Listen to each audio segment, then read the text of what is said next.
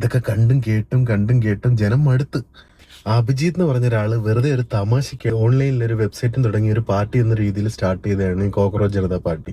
2-3 ദിവസം കൊണ്ട് 6 million followers ആണ് ഇൻസ്റ്റാഗ്രാമിൽ ഇതിനുണ്ടായത്. അപ്പൊ കുറെയൊക്കെ ആൾക്കാർ പറയുന്നത് ഇയാൾ ഫ്രോഡാണെന്നും ഇയാൾ ആം ആദ്മി പാർട്ടിയുടെ മറ്റൊരു രൂപമാണെന്നും ആം ആദ്മി പാർട്ടിക്ക് വേണ്ടി ജോലി ചെയ്ത ഒരാളാണെന്നൊക്കെ പറയുന്നുണ്ട്. പക്ഷേ നമ്മുടെ നാട്ടിൽ നടക്കുന്ന കറപ്ഷനൊക്കെ എഗെയിൻസ്റ്റ് ആയിട്ട് ഒരു തമാശ രൂപേണ തുടങ്ങിയ ഒരു സംഭവമാണ് അത്. പക്ഷേ ഇന്ത്യയിലെ യൂത്ത് ആയിട്ടുള്ള ആൾക്കാർ, ജെൻസി ആയിട്ടുള്ള ആൾക്കാരെല്ലാം ഇതങ്ങ് ഏറ്റെടുത്തിട്ട് അവരതിനെ വളരെ സീരിയസ് ആയിട്ടാണ് കാണുന്നത്.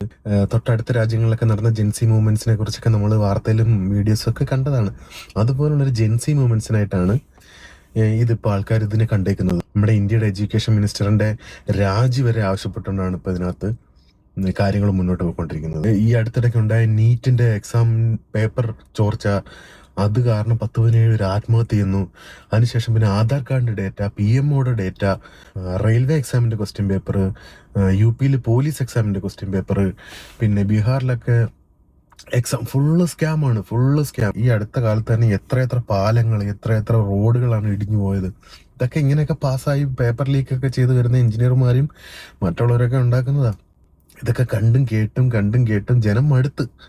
അപ്പോൾ ഇതൊക്കെ എന്ന് പറയുന്ന ഒരു റിഫ്ലക്ഷനാണ്, ജനങ്ങളുടെ ഫ്രസ്ട്രേഷൻ്റെ ഒരു റിഫ്ലക്ഷനായിട്ടാണ് ഇപ്പോൾ ഇതിനെ കാണാൻ പറ്റുന്നത്.